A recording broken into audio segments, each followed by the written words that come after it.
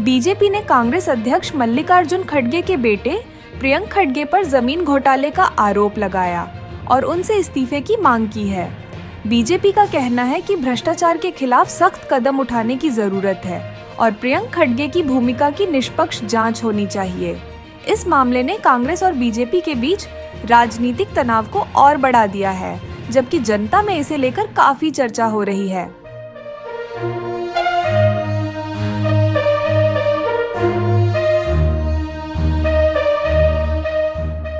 CBI ने daily court में बताया कि अरविंद केजरीवाल ने 90 लाख का वादा किया था, जिसे लेकर अब राजनीतिक माहौल गर्म हो गया है। केजरीवाल पर गंभीर आरोप लगाते हुए सीबीआई ने अदालत में पुख्ता सबूत पेश किए। इस मामले में एएपी की छवि पर असर पड़ सकता है। केजरीवाल के इस कथित वादे ने विपक्षी पार्टियों को हमला करने का मौका दे दिया है। आने वाले दिनों में यह मामला और तूल पकड़ सकता है।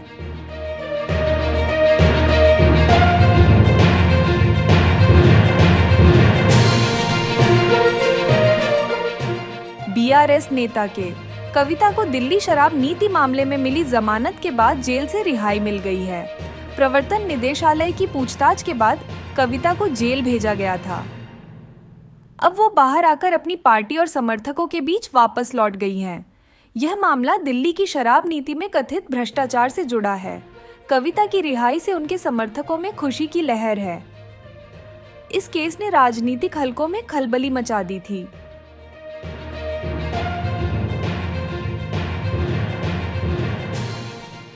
हिमाचल प्रदेश सरकार ने महिलाओं की शादी की न्यूनतम उम्र को 18 से बढ़ाकर 21 साल कर दिया है। यह फैसला महिलाओं के सशक्तिकरण और शिक्षा के अवसरों को बढ़ावा देने के उद्देश्य से लिया गया है। इस कदम से राज्य में लड़कियों की शिक्षा पर सकारात्मक प्रभाव पड़ेगा और उनकी मानसिक व शारीरिक स्वास्थ्य की सुरक्षा भी सुनिश्चित होगी। यह बदलाव समाज में महिलाओं की स्थिति को मजबूत करने का प्रयास है।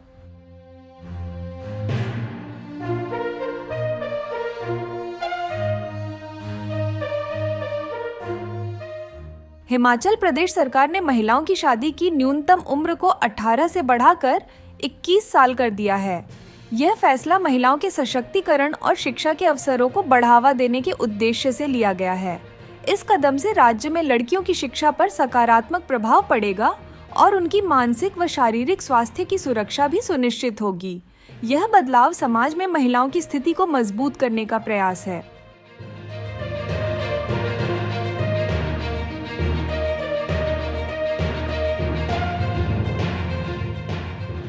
हरियाणा के मुख्यमंत्री मनोहर लाल खट्टर ने कंगना रनौत के किसान आंदोलन पर दिए बयान से खुद को और बीजेपी को दूर किया।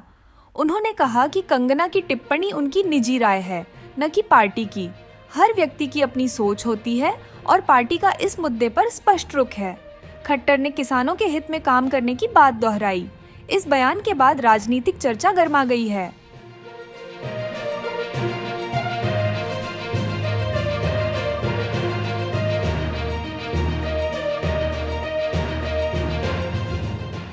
एसजीपीसी ने कंगना रनौत को उनकी फिल्म इमरजेंसी को लेकर कानूनी नोटिस भेजा है।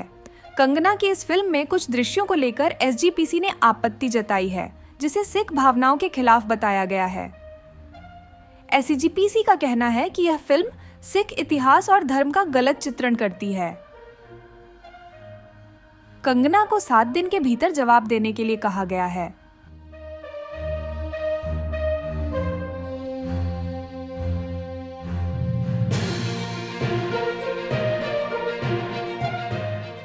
हिमाचल प्रदेश असेंबली ने कंगना रनौत के विवादित बयानों के खिलाफ एक प्रस्ताव पारित किया है।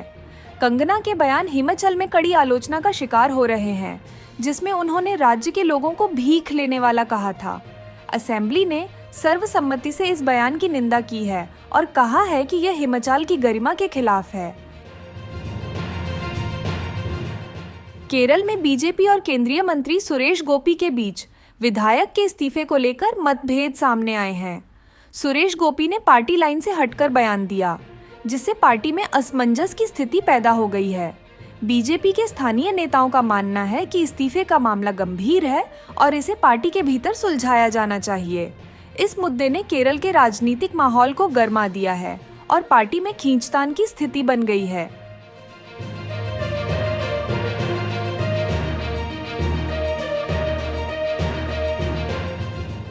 मुंबई में दही हांडी उत्सव के दौरान 238 गोविंदास घायल हो गए, जिनमें से 13 को गंभीर चोटें आई हैं। यह हादसे उत्सव की पारंपरिक मानव पिरामिड बनाते समय हुए। बीएमसी ने जानकारी दी कि घायलों को तुरंत अस्पताल में भर्ती कराया गया। दाही हंडी मुंबई का एक लोकप्रिय त्योहार है, लेकिन इस साल छोटों की संख्या ने सुरक्षा पर सवाल खड़े कर दिए हैं। अब उत्सव में सुरक्षा के मानकों पर दोबारा विचार हो सकता है।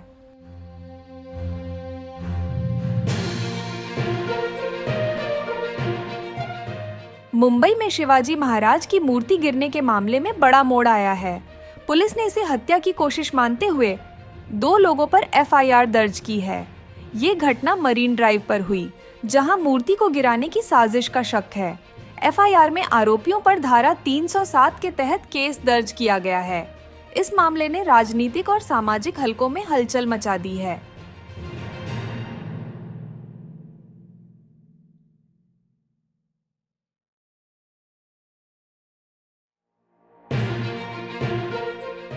नेशनल कॉन्फ्रेंस के नेता उमर अब्दुल्ला ने प्रतिबंधित संगठन जमात-ए-इस्लामी पर तंज कसते हुए कहा कि जो चुनाव पहले हराम थे, वे अब हलाल कैसे हो गए। अब्दुल्ला ने इस बदलाव पर सवाल उठाते हुए कहा कि जमात-ए-इस्लामी का यह रवैया उसकी दोहरी नीति को उजागर करता है। जम्मू कश्मीर में चुनावी माहौल गर्म हो रहा है और अब्दुल्ला के इस बयान ने राजनीतिक हलकों में हलचल मचा दी है।